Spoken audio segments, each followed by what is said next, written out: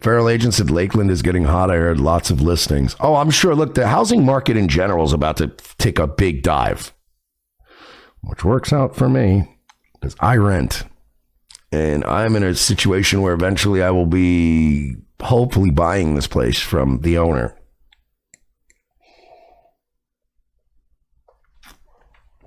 And should the day come that becomes proposed to me, I'd rather it happen when the markets are in free fall. Because I have talked to my landlord in the past, and the idea is really for me to be his final tenant. And he doesn't want any more tenants. So once, and they've straight up told me, like, once the mother-in-law passes away and they don't need the money anymore,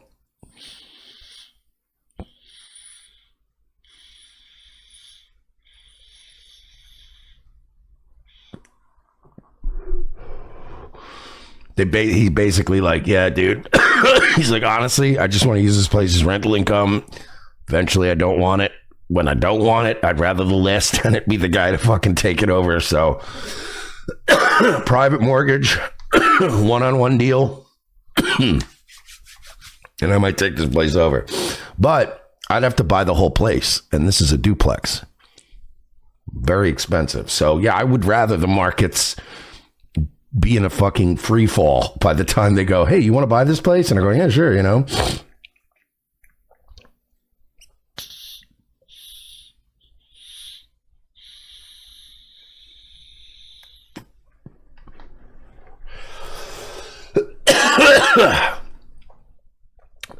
Downtown said hope rates come down soon, though. No, I agree, especially if you're buying houses or you're in the actual public mortgage market. It's gross. The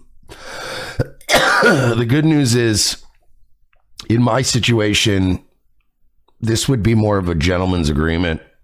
This would be more of like a, you know, it would essentially be a private mortgage, which the good thing about a private mortgage is that the seller can just pick their interest rate, which is awesome. You know what I mean?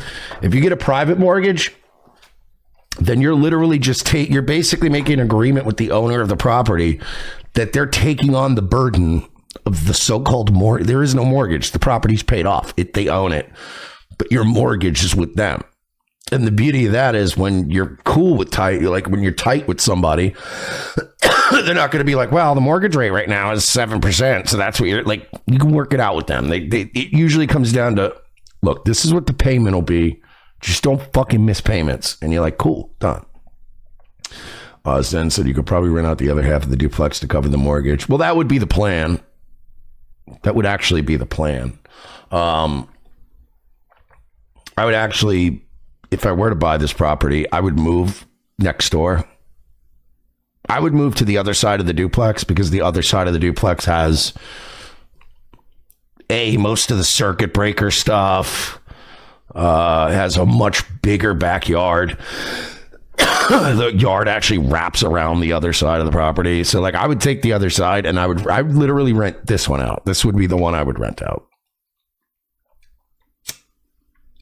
Jim Edwards said, Mr. never misses a payment over here. Not on my rent. Never miss rent. Oh, also, but maybe there's some money to be made. Who knows? Let's see. I got a couple of bucks on my bookie we can try to do something with.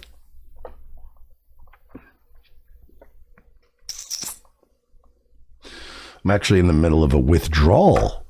Ooh, what did I just say? Ooh, yeah, that's right. Mersh is withdrawing from my bookie. Everybody makes fun of how much I lose all the time, and I do lose, but sometimes I win, and I won this week. So I'm in the process of withdrawing some money, and my bookie is so fucking shady about this. So if you run a betting website, right? Let's say that, forget about a betting website. Let's say any other website. Let's say that I go to PayPal and PayPal goes, hey, Mersh, you have $2,000 in your account, let's say. In this case, whatever. I'll be transparent. Let's say that PayPal tells me I have $2,600.53 in my account. And I go, ooh, it's not bad. Times are tough for Mersh right now. Just got my car back from being repoed. Still got to pay a little bit of extra. Like, I paid most of my rent. Haven't paid all my rent. Got to do some things. Got to make some things right. Jim Edwards said, Mr. never misses a payment over here. Not on my rent. Never miss rent. I need some money right now. I'm going to pull $2,300 out of my PayPal. So you go to your PayPal and you go, $2,600 in my PayPal. I would like $2,300 of that deposited to my bank account. And then PayPal will go, okay, open up the menu and then go, in 1 to 3 days, this money will be in your bank account. Confirm, and you click confirm. And then when you go back to your PayPal page, how much money?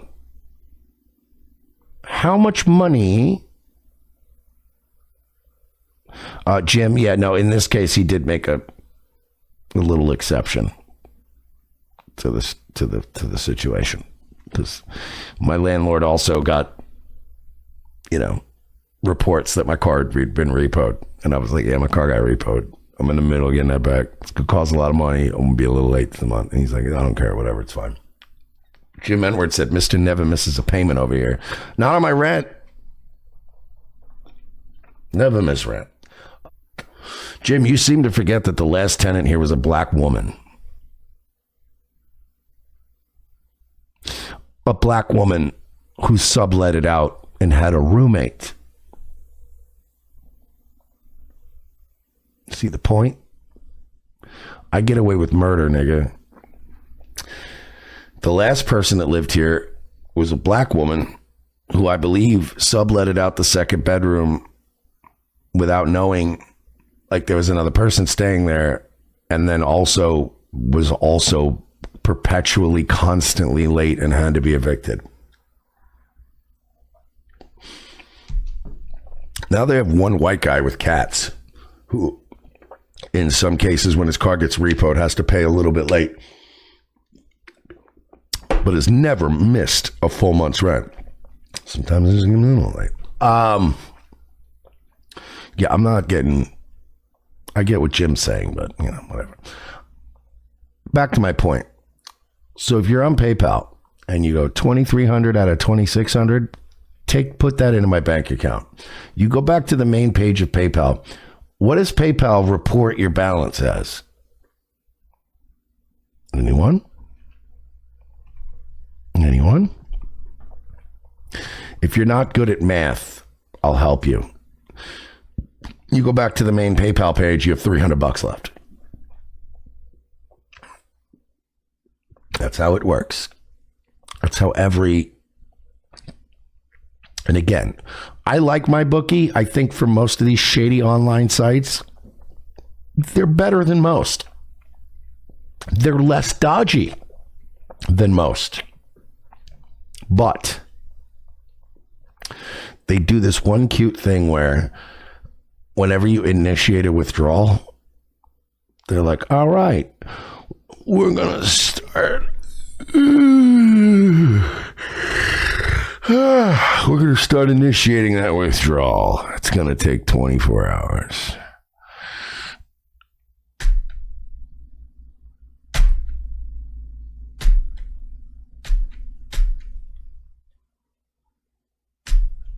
It's going to take a while, but we're going to figure that out.